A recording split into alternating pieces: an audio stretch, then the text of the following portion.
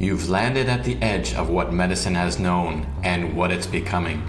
I'm Dr. Richard Rocker, and this is the Integrative Continuum, a podcast bridging biology, energy, and human potential. In each episode, we explore how quantum biology, frequency medicine, and ancient healing systems are transforming our understanding of health. This is where mitochondria meet meaning and blood work meets bioenergetics. Subscribe now and join me on the frontier of integrative healing, where science and soul are no longer separate.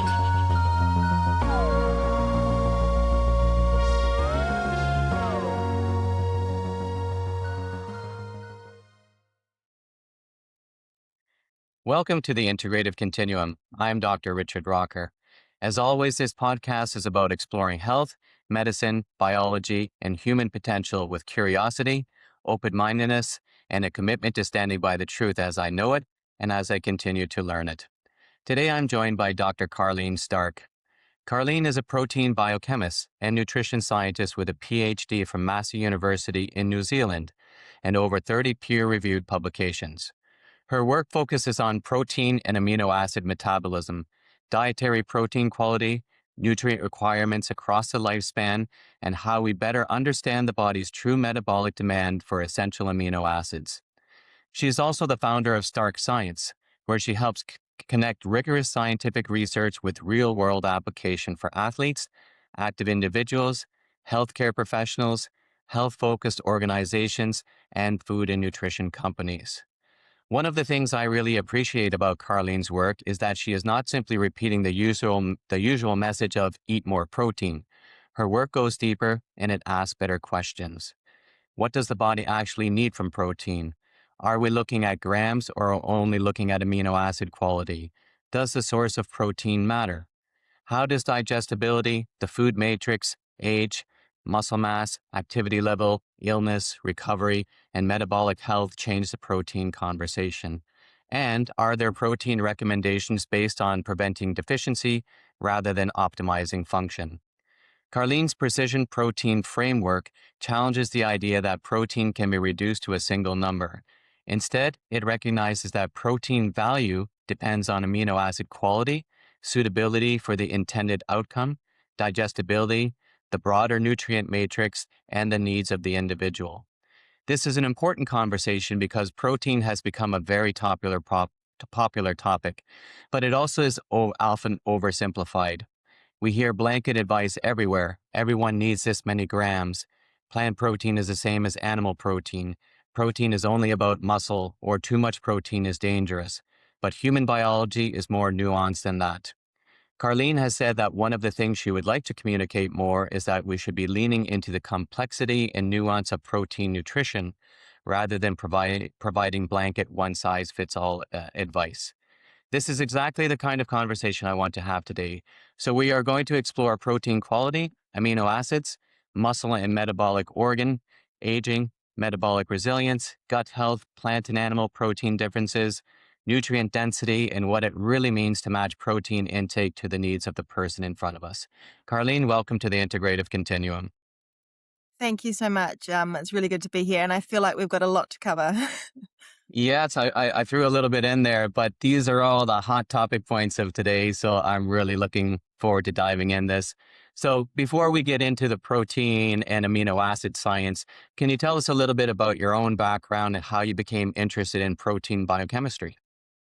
Yes, I can. As I was saying before we started recording, I absolutely love biochemistry, and especially protein biochemistry. And actually, there was a specific lecturer at university who really,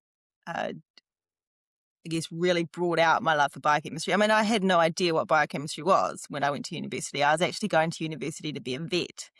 But before I even hit university, I had a few experiences working on a farm that made me wonder whether I truly actually wanted to be a vet. And I was more interested in what was going on inside the animal and why it was almost dying as opposed to really saving its life, which makes me sound terrible, but it really directed me towards a different approach. And in my very first year at uni, in my biochemistry class, I had a lecturer called Stan Moore, who's now at, I think, University of Saskatchewan somewhere in the middle of Canada. And he just had this amazing love for biochemistry. He was a Canadian. He had a fantastic accent. He always used to say, "Isn't nature wonderful?" And he would just get super passionate about it. And I don't know whether it just worked with the way that my brain worked or whether I just caught his enthusiasm. But I just find proteins fascinating for some reason. And I think, like over the years, so I did my PhD in protein structure, was so quite different from what we're talking about today. So looking at an individual protein, trying to figure out using quite intricate methods like X-ray crystallography, what this thing actually looks like. If you were to actually be able to look at this at a protein down a microscope that's so powerful that you could see its atomic structure, what would it actually look like? And that's sort of where I started. But over the years, I became much more interested in the action of proteins within the body. And then I spent some time as an endurance athlete in Canada as well. So really became interested in the impact of nutrition on performance.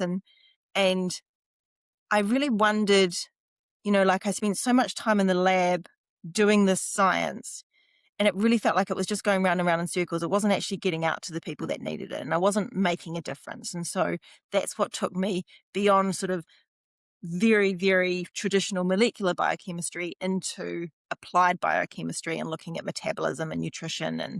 And my second postdoc was focused specifically on protein and amino acid metabolism. So one of the questions I've had in the past is sort of, how do you go from looking very much at the molecular level to now being in nutrition, and can you actually connect those things? And I argue that yes, they're the same thing, because what most people don't think about when they think about protein, they think about eating protein. I need to eat protein that's going to deliver my muscles with certain things, with amino acids, and I'm going to be able to grow my muscles. But what most people don't think about is that the entire body is pretty much made of protein. Like, it's not just protein in your muscle. There is protein everywhere. It's in your hair. It's in your skin. It's in your nails. It's in your every single cell. It's what gives cells their structure. It's what transport things around the blood. It's what enables you to take food and actually create energy from that food. Every single process in the body relies on protein in one way or another. And so, we have to understand the molecular aspects of that to fully understand why we need protein and how protein is doing its thing. So for me, it's just been it feels a little bit like spaghetti when I look back, that I didn't really have a plan. But if I actually sort of connect those dots, it was actually quite a natural progression. Yeah, that's excellent. So, being Canadian myself, I like your Canadian history there. So that's fantastic. And somehow I ended up here in Ireland, but listen, it's good. I like my Canadian roots. Um, I really like what you just said there about protein being involved in everything and most of our body systems. This is one thing I deal with my patients myself. I take it so passionately, I even made up visual charts to show people all the systems in the body that require proteins in them to get the point through that you need enough, eat enough protein. So when people say I'm eating enough protein, what are the questions we should really be asking? It's a big question, because ultimately where I go with that is that we have to look at the overall context. So we have to look at the person in the first instance. And that's almost like going down a rabbit hole, because when you start thinking about, okay, that person, you've got to think about who are they, how old are they, what sex are they, or what are their goals, how do they live their life, how much stress have they got in their life, what are they trying to achieve, how is their sleep, how is the rest of their diet. There's so many different factors that really come in. And that's why I developed the precision protein framework, because I really boil it down to 4 different aspects that we can tie it into. I do think quantity is an important factor to consider. We just can't solely look at quantity. And if you think about the current recommendations for protein beyond what the minimum recommendation is, most of the time, and this has been the subject of the recent update in the US dietary guidelines, most of the numbers is telling us to eat within a range. And that range is because we don't fully understand what people need. And so if we provide them with the range, then hopefully they're going to fit somewhere in that range. And so the general range is 1.2 to 1.6 grams per kilogram of body weight per day. So for most people, that's quite safe. It's safe to sort of sit within. But really, if someone wants to get a much better indicator of how much protein they actually need, they need to look at the type of protein that they're eating. So we have to bring quality into the conversation. So we know, for example, that animal proteins provide a much higher essential amino acid density than plant protein. And that's important because when we're eating protein, the essential amino acids are really the fundamental reason why we're eating protein. So protein is made up of 20 different amino acids. 9 of those amino acids are essential, which means we have to get them from the diet. The body cannot make them itself. There is some conversation around some of the non-essential amino acids, whether they really are non-essential or whether some may be conditionally essential. But if we just think about the fundamental biochemistry, those 9 essential amino acids are why we eat protein. And we know that animal protein is much better at delivering essential amino acids to the body. And that's because it's got a higher composition. So more of those amino acids in animal protein are essential amino acids than plant protein, but it's also digested much more efficiently. So you might get sort of 90 to 95% of all of the amino acids from animal protein that you consume will actually be digested and absorbed into the body.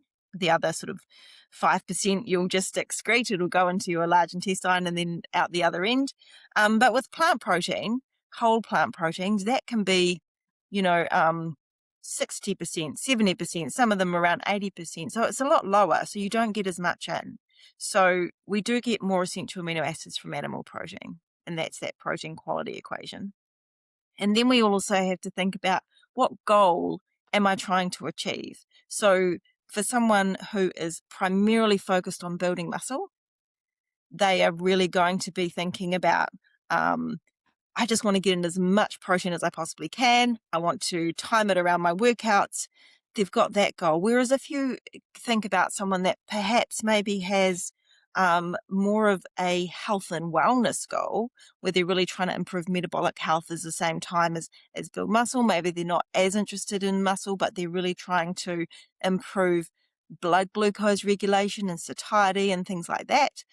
They might have a different approach, and it might be a different amount of protein coming in, and it also might be different timing of intake, whether they have it in one big lot or whether they distribute it over a number of meals in the day. And then the last part of things is, of course, what comes with the protein and those other nutrients, because one of the things I think we get super focused on is protein, as if it's the only macronutrient that matters. And what we really need to think about is, okay, but for that protein to be utilized efficiently in the body, it needs all the other nutrients and a number of micronutrients in particular. So we can't just think about protein. We have to think about all of the other things that are coming with it. Those other macronutrients, having enough energy is important, and also making sure we're getting the micronutrients. So all of these things need to come into the conversation around protein. But the best place to start is really making sure, regardless of what you're eating, that you are getting 1.2 to 1.6 as a starting point, grams per kilogram of body weight per day is a good starting point. Yeah. I really like your idea that protein is just not protein. It's basically a delivery system for amino acids. And when we were talking earlier, I said we don't think a lot of people really understand amino acids. Right now, the big buzzword is creatine. Everybody knows creatine because it's put out in the research, or maybe it's the marketing, maybe it's a little bit of both. But yes, the essential amino acids or indispensable amino acids are really important. So just from what you said there, so if two foods both have 25 grams of protein in them, it doesn't necessarily mean that they have the same nutritional value from both of them, does it? No, exactly right. exactly Yeah. right. So that 25 grams of protein, if I was to consume 25 grams of protein from beef, Mm. then I'm probably going to get about 24 grams of that protein as amino acids into my body. Whereas if I consume that 25 grams of protein from kidney beans, it might be 15 to 18 grams. So there's quite a difference there. Yeah, absolutely. So then, what are the key amino acids people should understand, especially when we're talking about things you mentioned muscle, and then we could have put in aging and repair and metabolic health. Yes, they're all important. They're all important. We don't leave any out. The big, probably the amino acids that most people would have heard of would be the branched chain amino acids, BCAAs. So obviously they've become really big in the athletic performance space. But the one that people talk about a lot at the moment is leucine, and that's because there's a hypothesis. People do talk about it as if it's set in stone and proven. It's not. We still have a lot of questions around it, but the finding, especially when it comes to the consumption of isolated protein powders, so whey protein and casein, leucine appears to act as the trigger for muscle protein synthesis. So leucine seems to be the thing that really kickstarts the whole process. Now, when we look at whole food intake, that mechanism falls apart a little bit. Again, because we're consuming so many other things alongside that protein. So it does seem to fall apart. In addition, though, that leucine concept is much more important in aging. So we do know that for older adults, the amount of leucine that's being consumed is very important. It seems to be more important than in younger adults. So that sort of ties into that aging thing. If you're thinking about aging, leucine is a very important amino acid to consider. We want to make sure that we're getting it enough at any one time when we're consuming protein to optimize the response of our muscles to the protein that we're eating. Now, of course, the best place to get our leucine is our animal protein sources. So animal protein is very high in leucine. There are some plant protein sources that are high in leucine. Interestingly, corn protein, so CORN, is very high in leucine. But it's not that high in many other essential amino acids. So it's still not going to do the job that animal proteins would do. So leucine is really important for aging. When it comes to things like metabolic health, this is when we start to talk about a few different things. So the essential amino acids are still very, very important because we want to be looking after our muscle. Muscle is a very, very important tissue when it comes to blood glucose regulation. So we do want to be consuming enough protein overall with enough essential amino acids to look after our muscle. But one of the things that seems to be more into the conversation now is the sulfur amino acids, which is methionine primarily. And we do know that there's this link between methionine. It's a very important pathway in the body. It's the methylation pathway. Probably don't need to know too much about it other than if you didn't have it, you would not be here. So it's essential for pretty much every function. But one of the processes in that pathway is that methionine gets converted to homocysteine, which then goes back to methionine. And it's kind of a cycle that goes around and around. And if we don't have good regulation of that pathway, and there's a lot of different factors that feed into that, we can get a buildup of homocysteine, which then has a number of different negative downstream effects in the body. So, and homocysteine, when it's elevated, is a risk factor for cardiovascular disease. So one of the things that we might want to look at is if we are somebody that is prone to elevated homocysteine, maybe we need to keep our sulfur amino acids in check. That doesn't mean that we don't, and the foods that are the highest in sulfur amino acids are things like beef, and beef is one of the highest, but we've also got dairy. That doesn't mean that we need to stop eating beef. What it means is that we need to look at all of the different processes and probably our overall dietary pattern and understand and make sure that we're getting in the right balance of nutrition, balancing that beef out with other lower sulfur amino acid sources of protein, but also making sure we're getting in all the other factors that help to balance that pathway: folate, vitamin B2, vitamin B6, all of that kind of thing. So that's sort of the bigger story, and that's why that non-protein components are also important. For metabolic health, though, the other aspect I think that's really interesting for me is satiety. So we know that protein has a hugely beneficial effect on appetite regulation. And so that can make sure, like if we make sure we're getting in enough protein in the morning, then, and this is not just, so we're moving away from essential amino acids here, or amino acids in general, but getting in that protein in the morning has the most beneficial effect on satiety. Now we come back to the essential amino acids, because one of the proteins that seems to have the greatest effect on satiety is actually whey protein. And it's known that it is the amino acid composition, so it's specific amino acids in that whey protein that are eliciting effects on those sort of satiety signals to the brain that we are actually full. And so that comes back to that essential amino acid composition, specifically of whey. Whey's also got a number of other awesome properties, bioactive peptides, and so on. The other amino acid the other two amino acids that are important to talk about, probably cysteine and glycine. So glycine is one of my favorite sort of non-essential amino acids, and cysteine is also a non-essential amino acid. But these are both precursors to a very important molecule in the body called glutathione.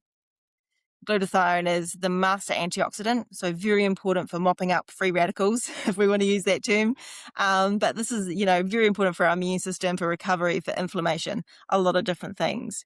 And it's thought, or the early research suggested that cysteine was kind of the limiting factor for glutathione production. And people were taking a lot of cysteine in order to try and boost glutathione. What's been shown more recently is that if you take glycine and cysteine together, because they're both components of glutathione, that bumps the whole process up even more.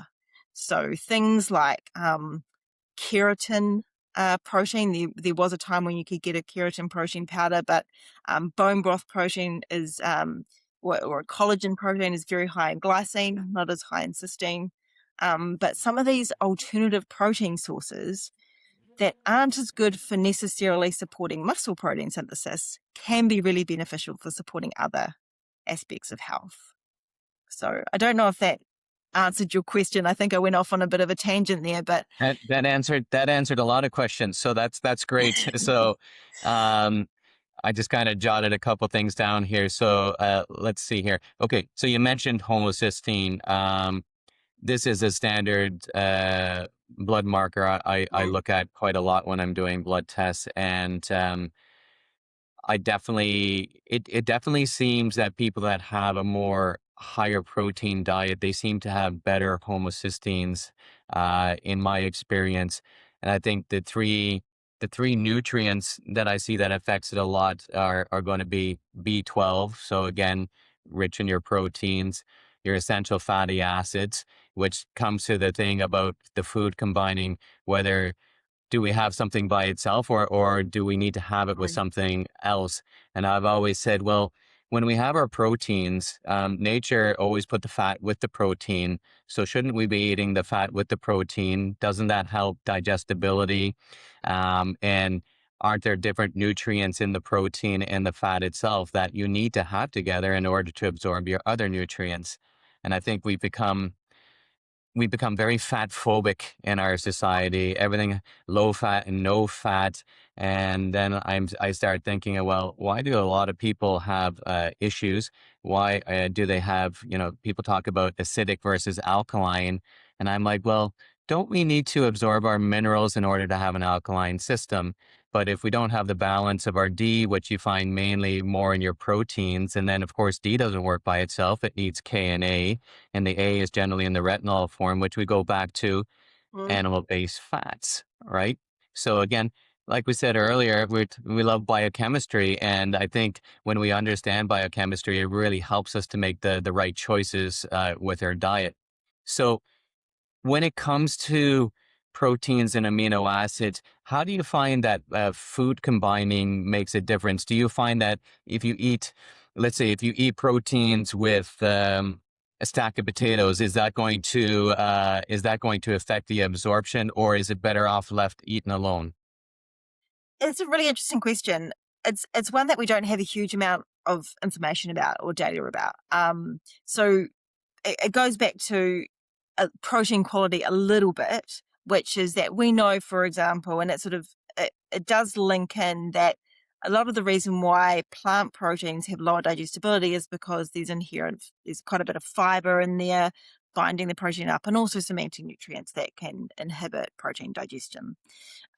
So other food components do play a role in our ability to digest and absorb protein. That doesn't seem to happen as much when it's consumed alongside another protein source, another food source, or like potatoes or something else. What can happen in that instance is that digestion and absorption may be slowed down, but not necessarily that it becomes less efficient, or that you're not able to extract everything from the food that you would normally extract. One of the things I think it is important to mention is that there is a very important or a very intimate relationship between protein and energy, which you could talk about as carbohydrate or fat, but protein and overall energy. And so we know that the body is going to utilize protein and amino acids differently depending on the energetic state. So, for example, in someone who's energy replete, lots of energy coming in, the amino acids are much more likely to go to protein synthesis, muscle protein synthesis, and protein synthesis in the body, because there's enough energy. The body doesn't need to use any amino acids to produce energy. If we're in a energy deficient state, such as if we're trying to reduce calories in order to lose weight, the body is much more likely to use those amino acids for energy. So that is one thing which is going to potentially impact how the body uses protein once it's sort of in the body. But I think from everything that is known when we're eating a whole meal, there doesn't seem to be any negative effect of eating other foods around your protein source on what you can get from that protein, and potentially even a beneficial effect if you're getting in additional energy at the same time. What's really interesting, though, is if we think about within a food. So there is some early research, and I don't think it's been reproduced, but there was a comparison of the rate of muscle protein synthesis from skim milk versus whole milk. And it was same amount of protein, same protein, because we know that it's, it's milk protein. But the muscle protein synthesis from the whole milk was it muscle protein synthesis? Or it might have even just been essential amino acid appearance. I can't remember exactly, but effectively it was better with the whole milk than it was with the skim milk. And the assumption was that would support muscle protein synthesis. I think that was actually the answer there. And there is another study, I think, looking at egg whites versus the whole egg with the egg yolk, and they saw much more efficient muscle protein synthesis with the egg with the yolk versus the white. So this has led to the thinking that actually additional fat being around at the same time is somehow enhancing the ability of the body to utilize the amino acids that are being consumed for protein synthesis. On the other side of the story, however, there has been some research done with pork looking at higher fat versus lower fat pork, and the opposite was seen. The lean pork, the protein from the lean pork actually was better supporting muscle protein synthesis than from the pork containing fat. So who knows what's really happening? I think we need to do a lot more research to fully understand how those other components are affecting things. Yeah. I do think, though, back to your point about all of the other nutrients that are coming into the body, hugely, hugely important. And the more that we know about biochemistry, and this is why biochemistry is so cool, is that it's like think about it like a traffic light system or something. In a town, everything is connected. Yeah. Everything is linked to everything else. You can't have one process happening without there being other processes being affected somewhere else in the body. And there's some, central, I guess you could say, regulating compounds or central compounds that just link up to so many different aspects and processes that seem to play the central role in regulation. And so we just can't get away from the fact that everything is integrated. Yeah, yeah. Everything is connected to everything. My one of my professors, I'm just completing a master's in psychoneuroimmunology, and that is one of the key phrases that they use consistently. Everything is connected to everything, everywhere. Everything is everywhere at the same time. So yeah, I like that. Um, it's just something struck me there when you were talking about the fat pork versus lean pork, and why there may be better digestibility with lean. So right away, I have to think about the fat and going, well, what is it with the fat in pork that may be different? And I think a lot of times when we look at, especially poultry and pork, there can be a lot of criticism against those meats, and I think maybe it has something to do with the way that they're raised. I think a lot of commercial chickens and pork, they're given a lot of grain feed, and maybe perhaps there might be some toxicity related with that, and often toxicity can get stored in fat. So I'm wondering maybe if that might have something to do with it. Any thoughts on that? Yeah, it's a little bit beyond my expertise, I would have to Yeah. say. But I mean, I don't know. I think that thinking about the way that the digestive machinery kind of work, um, one would think, like, if it was at the level of digestion, potentially just the fact that there's more fat around it may have a harder time. The enzymes may have a harder time Hmm. accessing the protein. I don't know enough about the toxins that would be stored in fat to know whether or not they would impact things. I guess anything is possible, right? We just need to Yeah. go on and have a look and see what it is. I think the in that study, I'm pretty sure they did look at muscle protein synthesis, and so it wasn't necessarily the digestion and the absorption, but it was also downstream effects. Yeah. So I could be wrong on that. I'd have to go back and look at the literature in that study in particular. But um, yeah, we just don't know enough about exactly what's happening at that interaction level to fully answer that. Yeah, yeah. I think I think another thing with getting enough nutrients and absorbability is maybe how our food preparation has changed over the years. There's a saying that nose to tail eating, and maybe our ancestors are, even going back to your grandparents and great grandparents, that they utilized every part of the protein, if we're talking about animal proteins.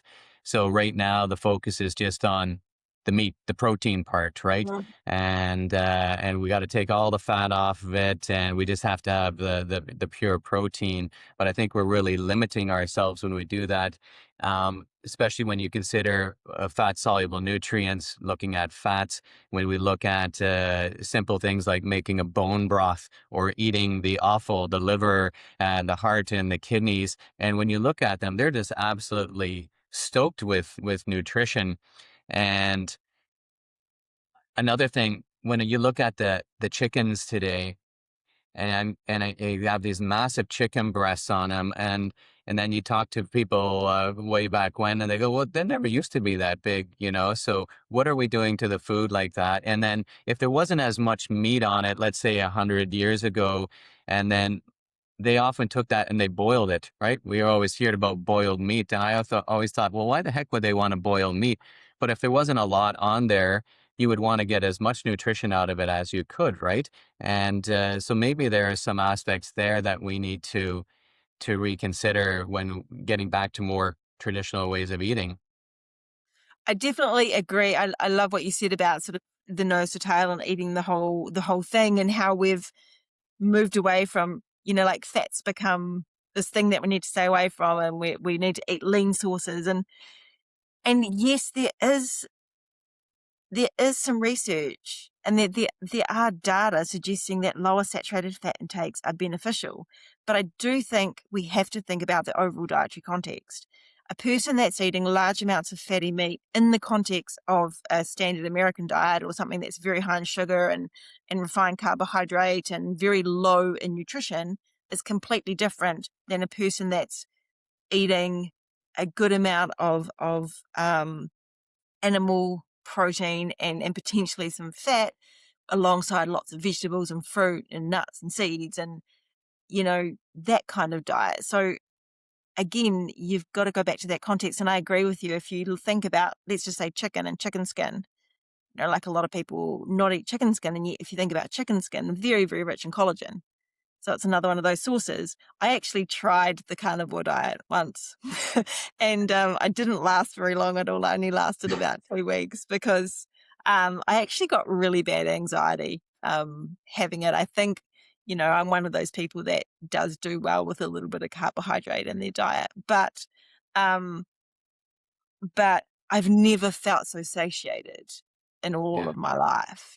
Like that's when I think I really noticed the value of meat and like true satiation, like not Yeah. just I'm full and my stomach is distended and I've eaten a lot of food, but actually my entire body feels satiated and my Yeah. entire body's got a lot of nutrition. But yeah, and then you look at liver and like you say, kidney, and the amount of micronutrients that are in liver is just huge, humongous. It's one of the richest. I think I did a post on LinkedIn a little while ago looking at, if you had to choose between only animal protein or only plant protein or, just eating that way, like what's actually going to provide you with all the nutrition that you need. And I was focusing specifically actually on the methylation cycle. And liver just ticks so many boxes. Yeah. And animal protein does come out on top. But you would have to eat nose to tail very, very effectively. But it is actually interesting. Yeah. The majority of people do limit themselves with their diets like that. Yeah. Yeah. Absolutely. It's yeah, the satiety thing is very interesting. And again, we have to ask ourselves, well, if when I'm eating more proteins or maybe a little bit more fatty proteins and it satiates me, again, why would that be happening? And the simple way that I explain it to some of my patients is that it's really about the nutrients, the accessibility to the various nutrients in there. And then when your body gets what it needs, it goes, hey, okay, let me shut off the hunger signal. But I always give the example, well, if I took my desk here and I put loads of carbohydrates and sweets and treats in that, I said, we could probably eat and eat and eat there. We'll take a 10-minute break and we'll probably eat a little bit more and more and more. But if I had a dozen steaks on my desk and a dozen eggs and maybe a bowl of nuts or whatever, I always say, how much do you think you're going to eat till you get Mm. full?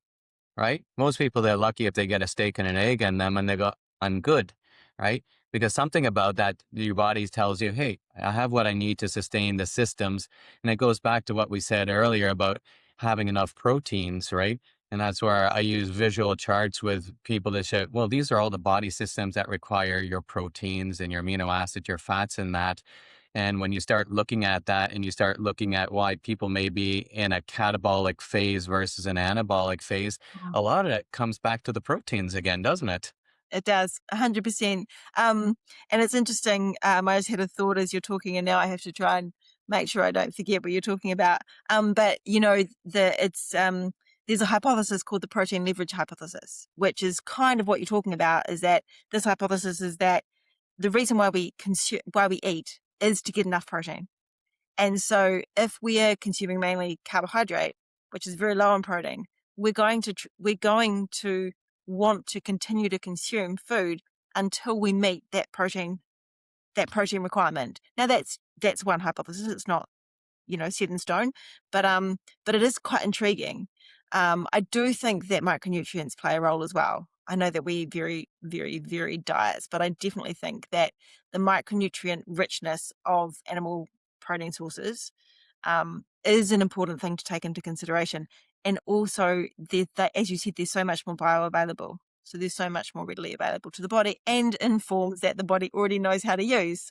Yeah. Now, that doesn't take away from plants. Plants have a huge amount of value as well. But I do find it difficult to compare the two and actually to be able to put them at the same level when it comes to overall nutritional value. Yeah. I think one is how well do we digest those foods? And you mentioned earlier that fibers can be a lot more difficult to digest, and some of them we don't digest at all. So, your insoluble fibers versus your soluble fibers. So, insoluble doesn't absorb any water, whereas soluble would. And therefore, when we consume it, we can absorb the water soluble nutrients. Um, and then you mentioned also plant toxins or plant chemicals. And I think this is another aspect that people are slowly becoming aware of, but I don't think we really realize how the effect of oxalates and lectins and goitrogens and solicitites and phytic acids, et cetera, how they really affect our digestive system, and can be actually be quite inflammatory for a lot of people. And if we continue to eat foods that we're not balancing or preparing properly, then we can actually increase the dysbiosis, which can lead to some kind of intestinal permeability. So preparation, just like we talked about before, people having more nose to tail eating, but they also prepared foods differently. And I think that comes into context in modern day where everything is quick and fast, right? We want Mm. everything right now. And that's why we have so much processed and ultra processed foods. And people don't take the time to prepare it. So it's not that, I don't think it's not necessarily that plant based foods are bad. It's, do you have the time to prepare them properly that makes it more digestible and that you can get more nutrients out of it? I remember my grandparents, the pressure cooker was always being used because pressure cooker helps to break down the foods more, helps to break down lectins. We know that that can do that. Or maybe something was cooked all day, or it was cooked and cooled and then used again, which changed the chemical composition of that. So I think that really comes into play. Sometimes in this fast-paced life, we need to just slow down and go back to basics. Yeah, it's it is difficult, isn't it? Because I can agree with that, and at the same time, I'm living a very fast-paced life, and I'm constantly looking for convenience. So, I mean, I think too, beyond like every food has its own unique value, and so looking at not trying to make any, not trying to compare them, but recognize them for the value that they do contribute to the diet, and even beyond that, we don't just eat for nutrition. We eat for flavor, we eat for enjoyment, we eat for pleasure, we eat for community and social aspects. All of those things come into it as well. And so a lot of the time, plants are what give a plate color. So it could just be that we're having them there for color. And we also know that that color provides bioactive phytonutrients, so which are also very important, right? And we know that they have a lot of health benefits as well. Um, so there's so many different things to consider. But yes, I agree with you. It is very tempting to eat things that are very fast processed. And I do know that I think this is one of the factors, which is, this is very off track, but the way that we make bread now versus the way that bread Yeah. used to be made, right? Like slow, a lot of fermentation, a lot of kneading, a lot of rising, that process, and now it's done very, very quickly. And I just wonder whether some of the issues that people have with bread is because of some of the way that we produce things for rapidity versus, doing things the traditional way. I mean, there's lots Yeah. of things to take into account.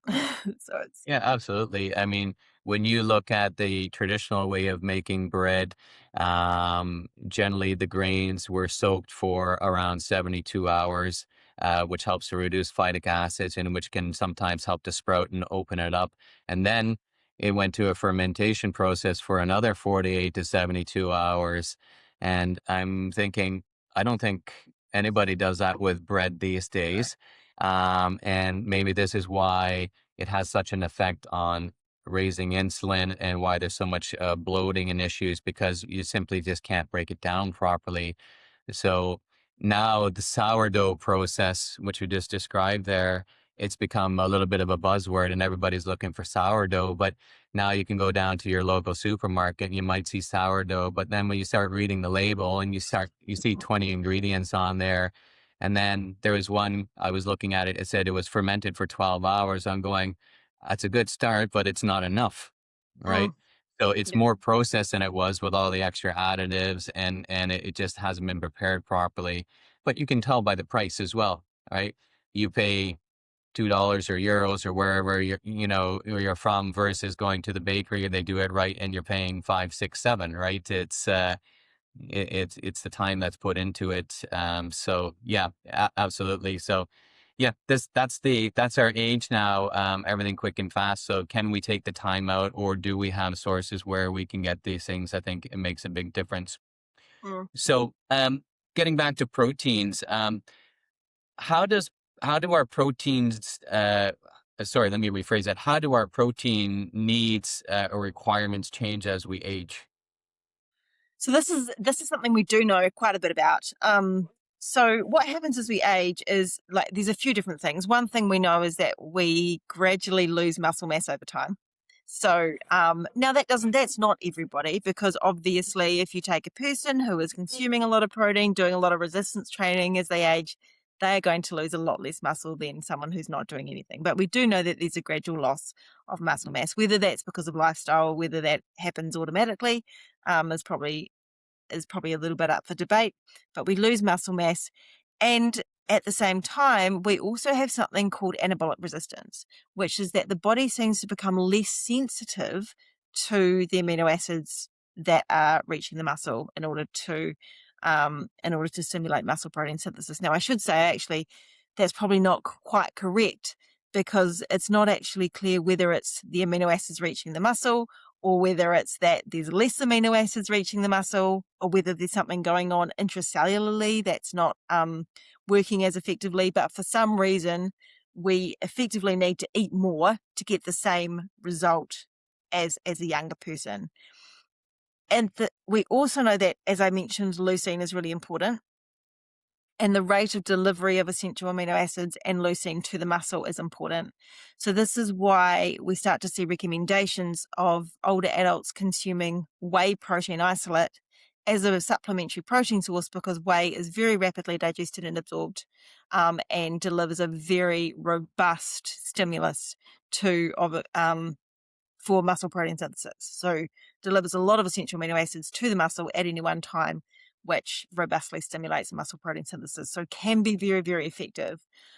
If you look at something like casein, which is the other protein which is predominant in milk, and actually the predominant protein in milk, milk's about 80% casein, 20% whey. Casein is digested a lot more slowly. So the essential amino acids are kind of, trickled out into the bloodstream. And that doesn't, as we get older, that doesn't have the same effect. In a younger person, it's going to be robust, it's going to be awesome, it's going to help with maintaining muscle.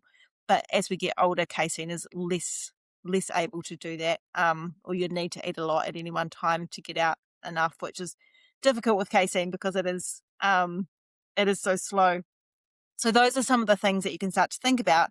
Now, if we think about the research on this, most of the research on anabolic resistance is kind of 65 years plus.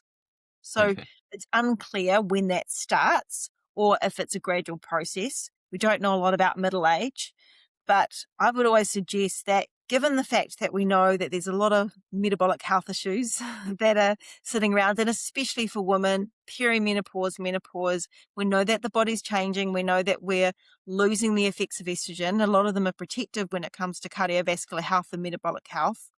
Consuming more protein can be very, very beneficial in those situations. So anywhere from sort of 35, 40, I would be suggesting that we need to be thinking more about making sure we're getting in enough protein and potentially increasing protein intake. So personally, I love protein, as you know, but I'm sort of sitting around the 2 grams per kilogram of body weight per day, because I find that is the most beneficial for me. Everybody's going to be different. I do a lot of weight training as well, so it supports that. But and I'm active, and I've got a really big appetite, so Yeah. consuming a lot of protein helps to keep that in check. But effectively, as we age, we need more protein, and we need to be thinking about the quality of the protein and the delivery of leucine. So animal protein sources, especially supplementary protein sources like whey, can become more beneficial. I will just also add that if you are an aging person or an older person or somebody that needs more protein but not really very keen on whey protein, not very keen on animal protein, one of the things that is really good is an essential amino acid supplement. And you can get a lot of these now. There are a lot of them are better than others, obviously, but probably something is better than anything. But these are really good because very simple to add to a smoothie. I think most of them are looking at about 10 grams of essential amino acids per dose, which you could probably translate to the equivalent of maybe, with a decent essential amino acid supplement, maybe 20 grams of high quality protein. So it's going to be really, really beneficial. And so for older people, if they were to have that alongside their meal or something like that, then that's going to be able to further enhance what they're getting from their meal. Yeah, absolutely. I'm a huge fan of recommending essential amino acids to my clients, especially elderly clients, because it is a great, easy way to get more in. Um, I would just say, if people are looking at that, one, make sure that it's a complete formula. Mm. I've noticed some of them, they are conveniently missing an amino acid in there. And usually that's L-tryptophan. In some places, they just don't put it in. And I don't think it works as well if it's not complete. No, it won't. And, and I always say it's like a combination lock and you're missing one of the numbers. So you want to make sure it's complete. And two, if you're getting powdered formulas, look at the ingredients, because sometimes it's full of all kinds of artificial sweeteners and kind of crap, which may take away from that.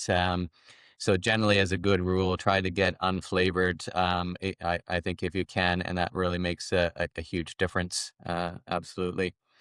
Yeah, and Um, if you're gonna be putting it into a smoothie, you don't need that flavor anyway because it'll be flavored yeah, by everything else you put in. So it's a good point. yeah. Yeah, yeah, absolutely. Um, Now, what do you think about protein distribution throughout the day? Do you think we should have? We mentioned more before the morning and most important time, which I totally agree with. I think we should be front loading most of our calories and our nutrition at the beginning of the day, because it makes sense to me that we're going through our journey throughout the day and that we need to support that. And if we're not, then we can get into this catabolic state, and then our body just starts robbing its own tissues to get what it needs. So would you agree with that, or do you agree that maybe we should split it up a little bit more throughout the day? Look, it's again probably a a personal and a context dependent thing. I agree with you personally that one of the most important places to be getting enough protein is the start of the day, is breakfast. The reason for that is biochemistry, is that, you know, our body is our proteins are in a constant state of turnover. So they're constantly breaking down and then building back up and then breaking down and then building back up. Now this happens all the time during the day when we're eating protein. The essential amino acids that we're bringing in sort of stimulate muscle protein synthesis, so it's greater than the breakdown. So it's really, really important to do that, because overnight, we're not getting essential amino acids in. Breakdown is greater than synthesis, which means that we're losing protein. And the primary reservoir that we lose protein from is our muscle, right? So our muscle is breaking down to pretty much supply the rest of the body with the essential amino acids and the other amino acids that they need to function. Because, as I mentioned, every single component of the body requires protein, and it's constantly breaking down and building back up. So the longer that we wait before we consume protein in the morning, the more we are in a state where breakdown is exceeding synthesis. So the more we're going to be losing. Now, what the research shows is that actually, if all things are equal, everything else being equal, whether we distribute protein evenly throughout the day, so let's say we have 30 grams of breakfast, 30 grams of lunch, 30 grams of dinner of high quality protein, or whether we had 90 grams in one meal, doesn't make any difference to our ability to maintain muscle. But if we take that and we think about it in a practical sense and actually translate it to how a person actually lives, it's actually not that easy. Well, probably is easy for me, but it's not that easy for an average person to be getting in a decent amount of protein, the amount that they need in one meal every single day. Mhm. And so that's the first thing. practically speaking, it is much easier to make sure that at every single meal we're getting in a decent amount of protein.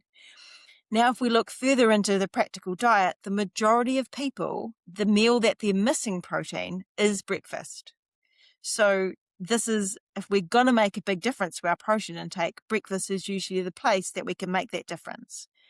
And when we're not getting in enough at breakfast, and then our lunch and our dinner aren't that amazing, we're very, very unlikely to meet our protein needs in the day. Yeah.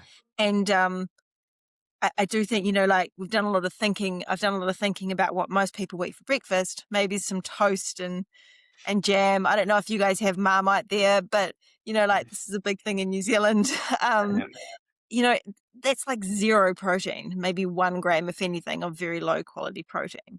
So that's one eating occasion where you're just not going to be getting anything in. And then the longer that goes on, then you'll get to lunchtime. If your lunch isn't super high in protein, then you may not even do enough at lunchtime to fully give your body what it needs to stimulate protein synthesis to a great enough level to really optimize things. So my take and my preference is always every single meal, making sure you're getting in 30 to 40 grams of protein at minimum. I'm also a big fan of making sure that your snacks during the day are also containing protein, but we don't want to overwhelm people. So Yeah.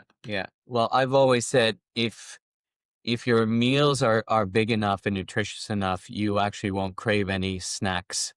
And a lot of people like snacking, but if you go back to what you were saying, tea and toast or Marmite on your toast, I think people are aware of it, but no, it's not a big thing here. But but when you consider that either people are skipping breakfast or they have tea and toast or they have a coffee and a fill in the blank muffin, donut, scone or whatever, or a bowl of cereal or a bowl of porridge, which is nothing more than hot cereal. Again, you're looking, well, where are the proteins in there and where are the fats that go with that? And there is nothing to satiate people. And then what's going to happen after that initial insulin spike in the system, an hour and a half later, you're going to crash. And then what do people do? Well, I need a little pick me up, right? So they go grab their coffee. And of course, you're not going to have the coffee by itself. You're going to have a sweet treat with it. So now you got caffeine and sugar hyperstimulating your system again. And then people do this all day long. And then we wonder when we get burnt out. We don't have the nutrients and we've overhyped our system all day long. And the biggest complaint these days is I'm tired, I'm burnt out. And it just could be sorted if we just had a good high protein breakfast. Yeah, high protein breakfast and just getting in enough, like front loading the day with protein. Since I've been doing that, and I've been doing it for a long time, so I probably can't remember I cannot remember the last time that I had that mid-afternoon slump. Like that's not a normal, well, that's not an, that doesn't have to happen. That is not a non-negotiable. Like you can feel energetic all day. You can feel clear-headed all day. You don't have to suffer through that.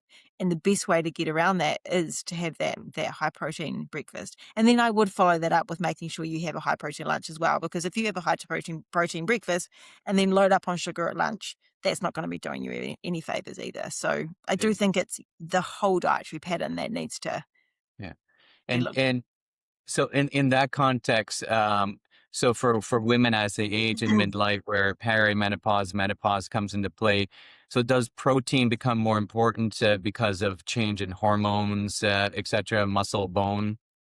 Yeah, so there is some evidence suggesting that muscle protein breakdown, the rate of muscle protein breakdown does increase with perimenopause and menopause.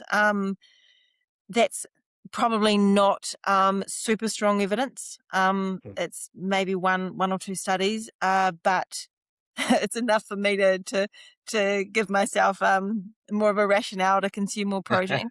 I do think that where it really plays that role is in that metabolic health. and the satiation, and also providing the building blocks for things like our neurotransmitters. So our neurotransmitters, which are the things in our brain which really do all of the hard work. They're flinging around, they're moving between nerve cells, they're communicating and carrying messages around the brain to the rest of the body. Most of these are amino acid based. So tryptophan, you mentioned tryptophan. Tryptophan is the precursor to serotonin, which is a neurotransmitter most people would have heard of in terms of mood. And then we have tyrosine, which is the precursor to dopamine, which of course that's a big one that people are talking about at the moment as well in terms of pleasure and reward and motivation. And so quite often I find that simply increasing protein intake can actually affect all of these other processes as well. Hair, skin and nails, all of these things that we don't think about as being connected to protein are very important. Now, with perimenopause and menopause, we are sort of, I wouldn't want to say losing, but our levels of production of progesterone and estrogen, the main female hormones, are decreasing. Estrogen plays a huge number of roles in the body, just in terms of it's got antioxidant effects, it's got anti-inflammatory effects, it's got effects on blood sugar regulation. So all of these things, as they're happening, need to be counteracted by our lifestyle, by our diet, by the way that we live, if we want to really maintain and achieve optimal health through those processes. And protein is sort of that first place when it comes to the dietary framework that plays such a big role, because it's providing the amino acids for so many foundational processes in the body, including, for example, glutathione, which I mentioned is an antioxidant. So we have to try and, it's not that it's going to do everything for us, but I do not believe that you can get around not consuming enough. So if you don't have it, you sort of, it's that foundational thing. If you don't tick that box, it's very unlikely that you're going to be able to tick the other boxes. So it's just I think it's got so many different roles. Yeah, absolutely. Right now, there seems to be quite the rise in GLP-1 medications and appetite suppression. So should we really be concerned about people losing muscle if protein and resistance training are not prioritized? What do you mean? Like So, so with GLP-1s, often where there can be muscle loss with that, that's one of the side effects on there. So if we're not prioritizing protein and resistance training to help stimulate that muscle, that's obviously a concern. And I think sometimes it's not really discussed because hey, well, let's just give you this medication and you lose weight.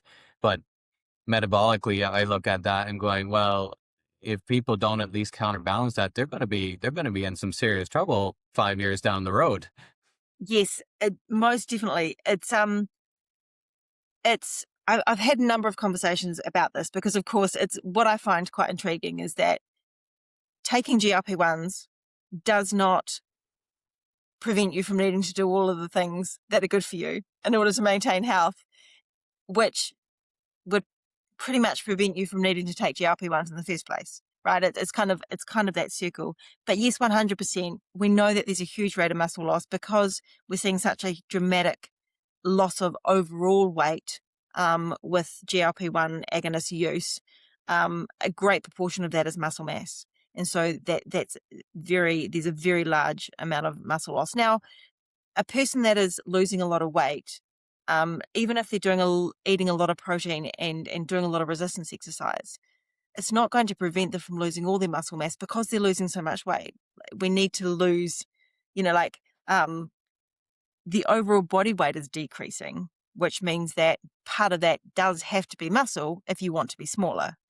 However, if we're losing a huge amount of muscle, then that affects things, as we've been talking about, metabolic health. It affects the ability of our body to maintain insulin sensitivity and to deal with the things that we're putting at it. So if we're losing all this weight and we're not cleaning up our diet and we're not making dietary changes, what we end up with is a smaller body with a larger percentage of body fat, poorer metabolic health, And then when we come off the drugs and we haven't changed our diet and we're still eating in a not so advantageous way, we're going to put on weight and potentially go back to a worse metabolic state than we were beforehand, because now our overall proportion of muscle mass is decreased. And so this is a phenomenon that's associated with yo-yo dieting in general, but it seems to be the case with GLP-1 is that when people come off the drugs, they actually may even end up gaining more weight back than what they actually lost. And it just can go up and down like that. And the absolute best way of maintaining that is consuming a high amount of protein and performing resistance training. The resistance training is absolutely essential. You're not going to be able to do everything with just eating a lot of protein, because you have to put that mechanical stress on the muscle in order to stimulate muscle protein turnover and really sort of make the most of the protein that you're consuming. But it also goes back to what I was talking about earlier, which is that relationship between energy and protein. If you're consuming a lot of protein, but you're also in a calorically restricted state, your body's going to use a lot of that for energy. It's not going to be putting it into your muscle. So you need to make sure you're eating enough protein, but also providing that stimulus to the muscle. And I would suggest just making sure that nutritional density overall is also going to be important, right? Yeah. You can't just take GLP-1s, eat protein chips, and go to the gym. We need to be thinking about the whole diet. And really focusing on getting all of those nutrients in. Yeah, absolutely. So it really seems in life there's really no shortcuts that don't have costs associated with them, isn't there? It's the choose your hard thing. Yeah. Like I guess I have more of a stoic approach to life, and that I don't think it's meant to be easy. I think it's meant to be hard, because it's the hard that creates the challenge that helps us to overcome the thing which then we learn from. And Mark Manson, I don't know if you've read his book, The Subtle Art of, am I allowed to swear on here? Yeah. You're fine. The Subtle Art of Not Giving a Fuck. So that book, but he talks about that, is that he believes that real satisfaction and real happiness comes from overcoming obstacles. That's when we feel really, really good. And so we have to have that hard in order to overcome the hard, in order to feel amazing. And then we choose another hard and overcome that in order to feel amazing. And that's what keeps us going. So I'm definitely a believer in like, that's that gym analogy, is that you don't build bigger muscles without putting them through enough stress, which doesn't feel great in the moment. And then we recover and adapt to that stress and become stronger. And then we can take more stress and so on and so forth. Yeah, absolutely. There's another aspect of protein I wanted to touch base with you, and I think there may be a lot of fear around protein and kidney health. Do you think that's been overgeneralized? Yes, it has. I do think it's not worth ignoring completely. What the most recent research shows, we look at meta-analyses that have looked at protein and kidney health. In healthy individuals, high levels of protein don't appear to negatively affect kidney health. In people with existing kidney disease, that's when we have to be careful, right? Yeah. But in a healthy individual, we don't. It is probably worth noting that as we age, there are some indicators that our kidneys become, may lose some function. I don't necessarily think that necessitates being worried about consuming enough protein. I'm not a medical doctor, so I probably don't know enough about that to fully give recommendations. But from everything that I've read, the body is more than capable of dealing with enough protein. And we're not talking about 4 and 5 grams per kilogram of body weight here per day. We're talking about maybe 2 grams per kilogram max, which from everything that I've looked at anyway, in a healthy person is nowhere near enough to even think about doing any damage to the kidneys. So I do think it's been talked about a lot, and it's been shown in the literature that it's not an issue. I would agree. I mean, I've seen I've seen patients with stage 3, 4 kidney disease that they were told to go on more of a plant-based diet, and they didn't really seem to excel. But when they started increasing their proteins, things started to improve a little bit. So, yeah, I think there might be some overgeneralization with some of the things there. Yeah. Um, in your opinion, what are some of the biggest myths about protein that you would like to correct? Oh, I think there's so many myths. Probably the first one is that is the recommended dietary, that RDA or RDI level, however you want to talk about it, is Right. that people are already consuming enough protein, because if we look at the amount they're consuming and we compare it to the RDA, it's the same. So the RDA the current RDA that we think about, which is 0.8 grams per kilogram of body weight. That's been around for a long time, but the most recent update to the World Health Organization recommendations was put out in 2007. That's when the report was published. Since then, in the last 20 years, we've had a lot of research, and a lot of it is suggesting that that minimum intake is too low, and that it's Yeah. probably closer to 1.1, 1.2 grams per kilogram of body weight per day. And so if you look at what people are consuming and you compare it to that as a minimum, now we start to see a lot more cases where people aren't consuming enough. And then the other aspect of that is that this is a minimum. Minimum is different than optimal. Minimum means the amount to prevent deficiency. Yeah. And also it's the amount to prevent deficiency in young, healthy adult males, not in, and usually in a metabolic ward, being studied where everything is controlled. It's not a person living a normal life. We're human beings living human lives, doing human things. We're not lab rats. So we have to take that minimum intake and then apply it to our life and realize that there's a lot of those factors that you mentioned at the start that are going to impact that. So there's quite a big difference.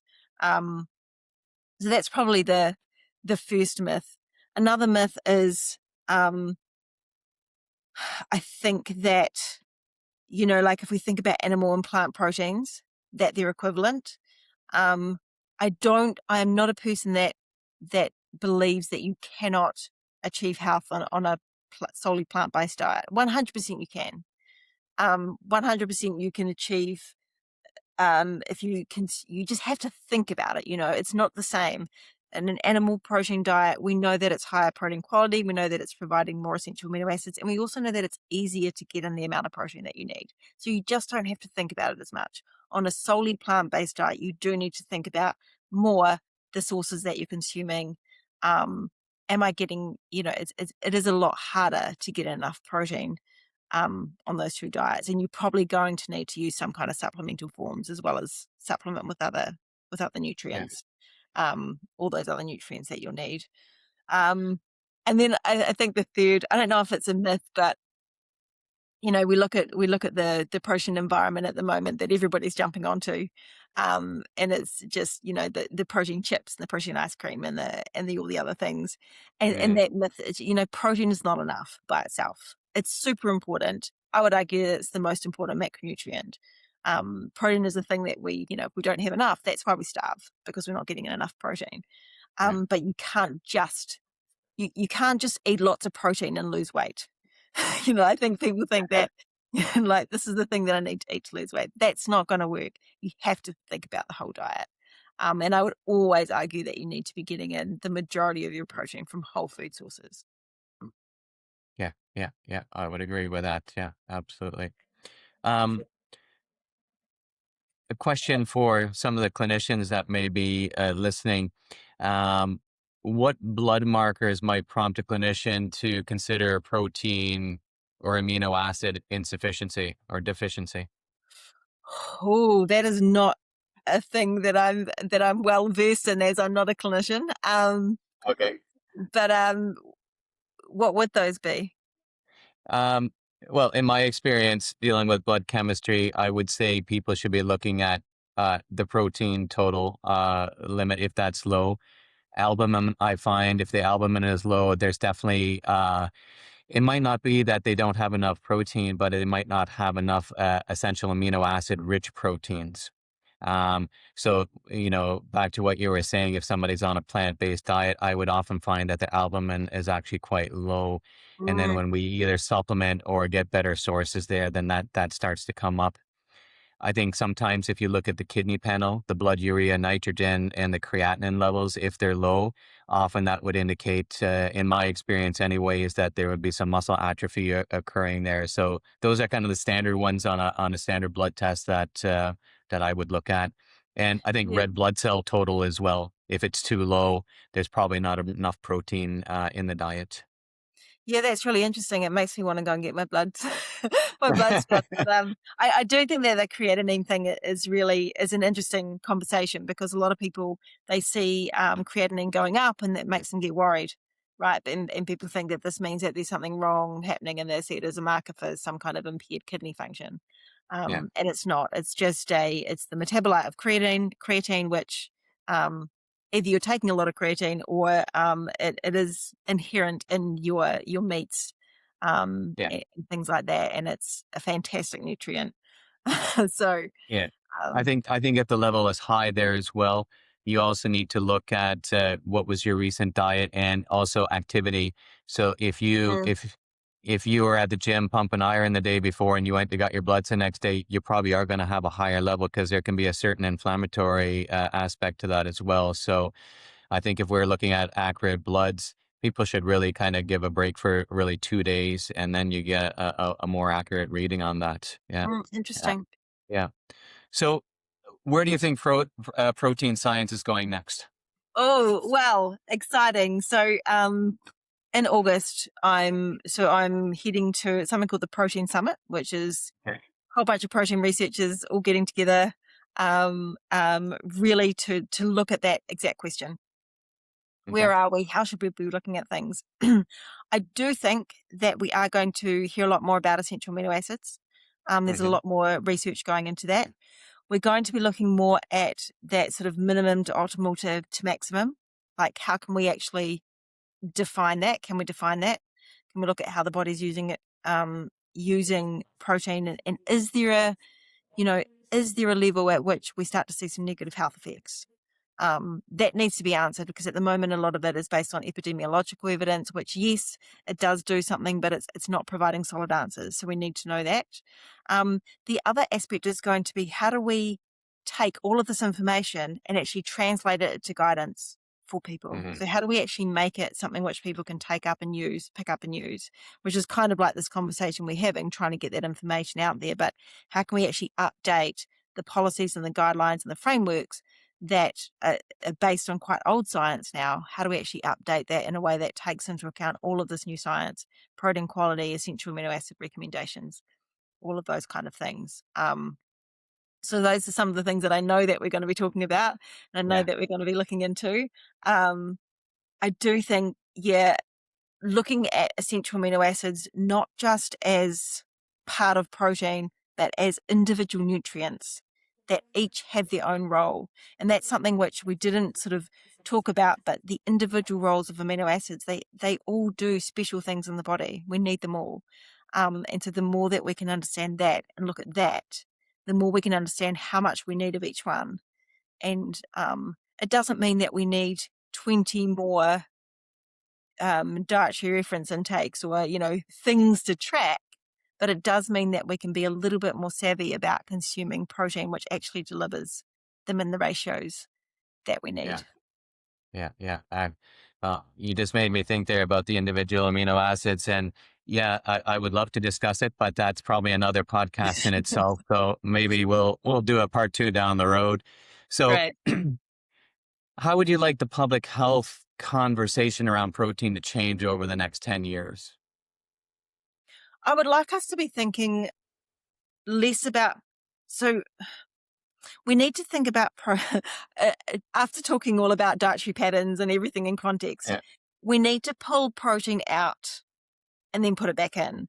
Most of the Yeah. conversation around public health is we're looking at protein in diets there's so many other things going on, right? We're looking at protein in the standard American diet where they're consuming a lot of carbohydrate and ultra processed food and lower nutrition. So we need to be understanding a lot more about about protein within different dietary contexts.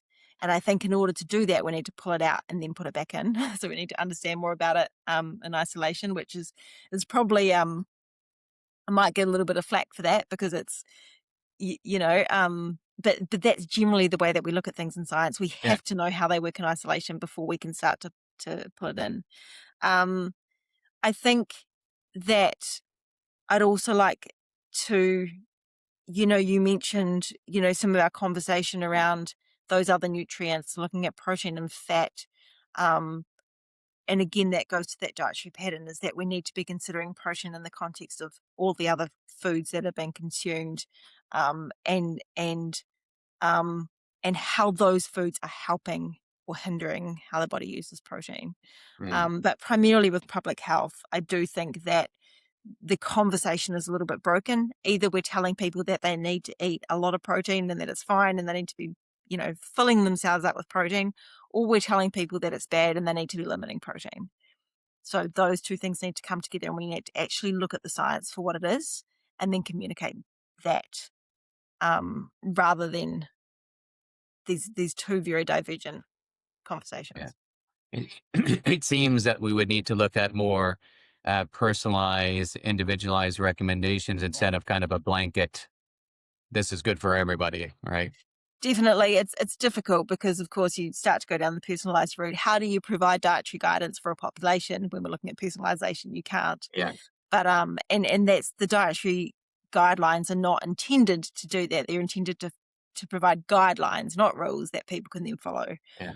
But we do need to bring some of that in, and we can start to provide ranges, individual ranges for different population groups, and also moving beyond that minimum amount, and into more sort of optimized intakes, optimized ranges. Fantastic. So, where can people find more about your work, learn more about your Starck science, precision protein framework, all of that stuff? Primarily on LinkedIn. So I'm Dr. Carlene Starck on LinkedIn is where I spend most of my time. I said this to the last podcast I did. I am building up a YouTube channel, so I am wanting to sort of talk more and get the information more out on that. That is a slow process to be able to do it. But LinkedIn is probably the best place at the moment to find me. Yeah, absolutely. Yeah. Well, we'll make sure we put that link in the show notes and everything like that. Dr. Starck, I'd like to thank you for your time today. I really enjoyed this conversation, and like I said, I would love to do a part 2 with you at some point, if you're willing to, and we'll help get the word out as much as we can. And in that fashion, we would like to thank our listeners, and to help spread this work. In the mainstream, they're not very good at pushing this kind of information out there. So we encourage everybody to like and share and subscribe and all of that stuff to really promote this. So again, thank you for your time today, Dr. Starck, and thank you to our listeners. And we'll see everybody on the next episode of the Integrative Continuum. Thank you. Thank you for joining me on the Integrative Continuum. I hope today's conversation gave you new insights and practical tools for your own health journey. If you enjoyed this episode, please subscribe, share it with someone who would benefit, and leave us a review. It helps us spread this message further. Until next time, I'm Dr. Richard Rocker. Stay curious, stay empowered, and keep moving forward on your path to integrative health.